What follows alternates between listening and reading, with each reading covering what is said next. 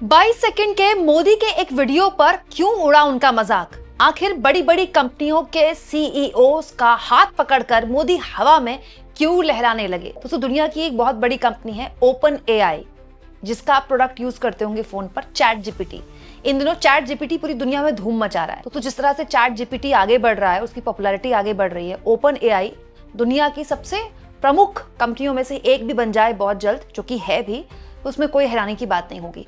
लेकिन open AI के मालिक समेत गूगल के सीईओ, दोस्तों इसके अलावा एआई ऑफिसर मेटा के चीफ, या फिर ये कह ले कि अमेरिका के जितने भी बड़े आईटी के मतलब आईटी कंपनियों के सीईओs थे, उनको एक साथ मंच पर खड़ा करके प्रधानमंत्री मोदी ने ऐसा क्या किया जिस पर उनका खूब मजाक उड़ रहा है। और लोग कह रहे हैं कि मोदी जी ने टॉप सीईओs के साथ फोटो खिंचाने का जो एक फोटो ऑफ अपॉर्चुनिटी होती है, उसको भी एक पॉलिटिकल रैली में तब्दील कर दिया। ऐसा लग रहा था कि अगली जो बात मोदी जी बोलेंगे उनसे वोट मांगने की अपील करने के लिए।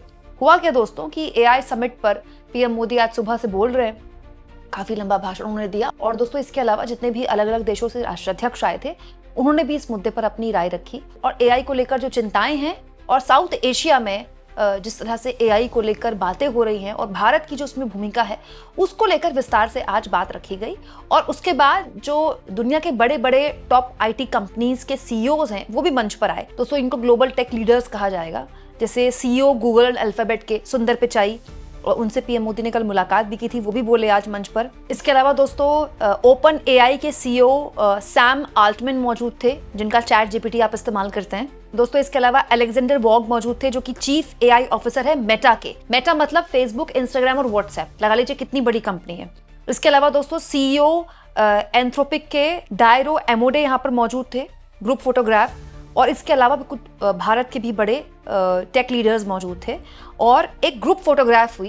ग्रुप फोटोग्राफ में मोदी जी सामने खड़े हुए थे बीच में, और सब आराम से बगल में खड़े हुए थे। लेकिन अचानक मोदी जी पूरी, जैसे देश में हमारी पॉलिटिकल रैलीज होती है ना, चुनावी रैली, उस वाले मोड में आ गए और उन्होंने उन टेक लीडर्स का हाथ पकड़ा और हवा में कुछ ऐसे लहराया। और इसी बीच कुछ ऐसी चीजें हो गई जिसके बारे में किसी ने कल्पना नहीं की थी।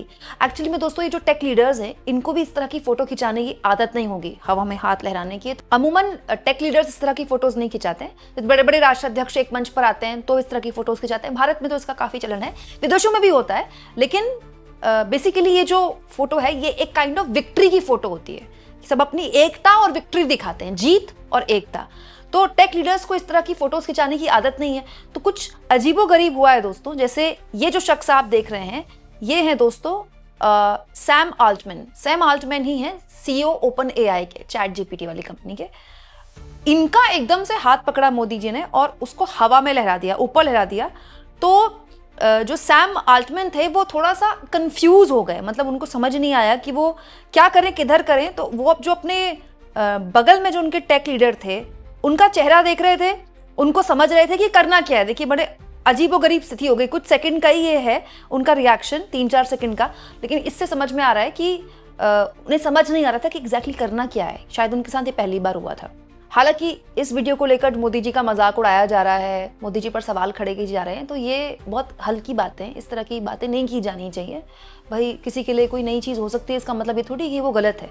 और ज़रूरी भी नहीं है कि कोई एक ग्रामर ही फॉलो किया जाए टेक लीडर्स के साथ फोटो खिंचाने का। कोई ऐसा बुक तो बनी नहीं है कि उस बुक के हिसाब से चले कोई। और मोदी ने अगर हाथ पकड़कर हवा में लहरा दिया, तो ये इतनी बड़ी बात होनी भी नहीं चाहिए। फोटो में एक और चीज है जिस पर लोगों का ध्यान गया और इंटरनेशनल प्लेटफॉर्म में इस पर खबरें बनी। ये है ये तस्वीर। दोस्तों सैम आल्टमैन जो कि ओपन एआई के सीईओ हैं, और डारियो अमोदेई जो कि एंथ्रोपिक के सीईओ हैं, दोनों ने अगल बगल खड़े होकर तस्वीर तो खिंचाई, लेकिन दोनों ने एक दूसरे का हाथ नहीं पकड़ा। दोस्तों उसकी वजह यह है कि अमोदेई पहले ओपन एआई में ही थे, पूर्व कार्यकारी के तौर पर, लेकिन सुरक्षा चिंताओं के कारण 2021 में उन्होंने कंपनी छोड़ दी और नैतिक एआई पर केंद्रित रख के एक कंपटीशन पैदा कर दिया एंथ्रोपिक लॉन्च करके ओपन एआई के सामने।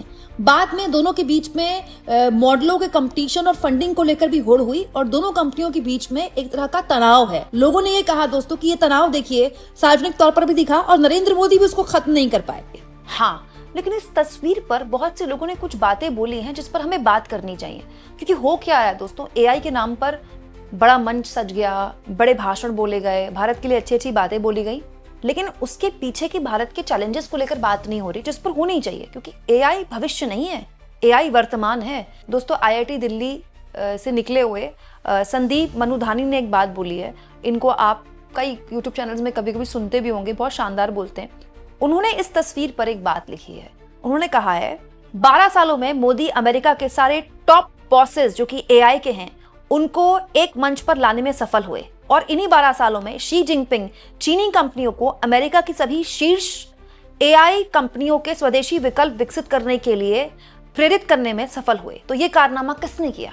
जो बात दोस्तों यहाँ पर उठाई जा रही है वो गलत नहीं है। दोस्तों, मोदी सरकार की बहुत बड़ी उपलब्धि बताई जा सकती है मीडिया में कि अमेरिका की जितनी बड़ी कंपनियां हैं उनको आप एक मंच पर ले आए भारत में, और आपने ऐसी फोटो खिंचा ली, या उनको आपने भारत की प्रतिभा के बारे में बताया, या वो भारत के बारे में अच्छी अच्छी बातें भी करके गए। लेकिन क्या जरूरी है जब अमेरिका में इस एआई को लेकर इतनी बड़ी क्रांति चल रही थी? दोस्तों, एआई शब्द जो पहली बार इस्तेमाल किया गया, आर्टिफिशियल इंटेलिजेंस, वो पहली बार 1956 में इस्तेमाल किया गया, लेकिन आम बोलचाल में लोगों को उसको जानकारी नहीं थी। वो जो टेकीज थे वो जानते थे, वो भी कुछ जैसे अमेरिका जैसे हिस्सों में। लेकिन 2023, मात्र 2023, ये बहुत पुरानी बात तो है नहीं, 3-4 साल पुरानी बात है, हार्डली 3-3.5 साल पुरानी, जब पहली बार ओपन एआई द्वारा चैट जीपीटी लॉन्च किया गया। और उसके तुरंत बाद अमेरिका की देखा देखी चीन ने अपना डीप सीक लॉन्च कर दिया। पूरी दुनिया में हलचल मच गई कि ये आ क्या गया, ये है क्या चैट जीपीटी, ये एआई चीज क्या है।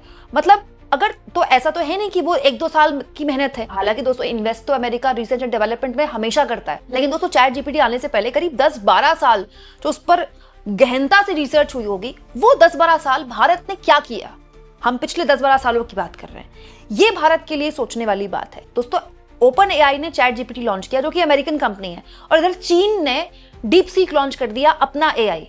उसके बाद तो सब अपना अपना एआई लॉन्च करी रहे, अब तो सब कुछ एआई है, लेकिन भारत इसमें कहां है? ये अपने आप में बात होनी चाहिए। आई थिंक इस पर ज्यादा बहस होनी चाहिए। किसने क्या बोल दिया, किसने कैसे फोटो खिंचा ली, कौन इधर उधर देखने लगा, ये बात करने वाली बात नहीं है। दोस्तों, भारत में प्रतिभा की कोई कमी नहीं है, लेकिन ये बात भी सच है कि एआई के लिए क्या हमारा मार्केट उस तरह का तैयार है, क्या हमारे मार्केट में वो स्किल्ड लेबर है जो एआई को समझ सके, एआई को जान सके। दोस्तों, एआई की दुनिया में सबसे इंपॉर्टेंट जो बात है वो है डेटा की। भारत इस समय अमेरिका से 30% ज्यादा डेटा उपलब्ध कराने वाला देश है, क्योंकि दोस्तों सबसे बड़ी जनसंख्या हमारे पास है और सबसे बड़ा डेटा कंज्यूम करने की जनसंख्या भी हमारे पास है। दोस्तों, सबसे ज्यादा इंटरनेट तो हमारे देश में यूज होता है ना, डेटा भी सस्ता है। तो सबसे ज्यादा डेटा जो है ना, वो बेसिकली भारत जनरेट कर रहा है। लेकिन इसमें सबसे दुखद और चिंताजनक जानते हैं क्या है? वो डेटा सेंटर भारत में नहीं है। वो डेटा सेंटर या तो अमेरिका में है या वो सिंगापुर में है, वो भारत में नहीं है। भारत का डेटा है, लेकिन डेटा सेंटर कहीं और है। इस पूरे एआई समिट में जो पूरी कोशिश है सरकार की, वो ये है कि इस डेटा सेंटर को भारत में रखा जाए, भारत में लाया जाए। और वो दोस्तों रातों रात नहीं होगा, इसके लिए आपको पूरा एक इकोसिस्टम तैयार करना पड़ेगा, तो उसमें भी वक्त लगेगा। तो ये चीजें ऐसी हैं जिस पर आप एक इवेंट ऑर्गेनाइज कर सकते हैं, उस पर आप तालियां बटोर सकते हैं, उस पर बहुत सी चीजों पर बात हो सकती है, भारत की तारीफ भी हो सकती है। जैसा कि मैंने शुरुआत में कहा, भारत के पास जीनियस माइंड है, लेकिन क्या वो माइंड एआई के लिए तैयार है? अगर चैट जीपीटी लॉन्च ना होता तो भारत के कितने टेकीज को एआई के बारे में जानकारी थी? दूसरा, एक और चीज दोस्तों, भारत में न केवल इंफ्रास्ट्रक्चर की दिक्कत है, बल्कि प्रॉब्लम ये भी है कि डिजिटल डिवाइड भी है। देखिए, उत्तर भारत के ही अगर कुछ राज्यों का आप एग्जाम्पल लें कि जिस तरह से दिल्ली में डेटा इस्तेमाल हो रहा है या नोएडा में डेटा इस्तेमाल हो रहा है, गुरुग्राम में हो रहा है, क्या वो बलिया में भी हो रहा है? देखिए, इंटरनेट यूज करना एक अलग चीज है। रील तो आज के जमाने में 80 साल का कोई बुजुर्ग भी देख लेगा, लेकिन केवल रील देखकर टाइम पास करना, लेकिन उस डेटा को अपने तरीके से इस्तेमाल करना, उसको सही तरीके से इस्तेमाल करना, उसमें वो अवेयरनेस होना, ये अलग चीज है।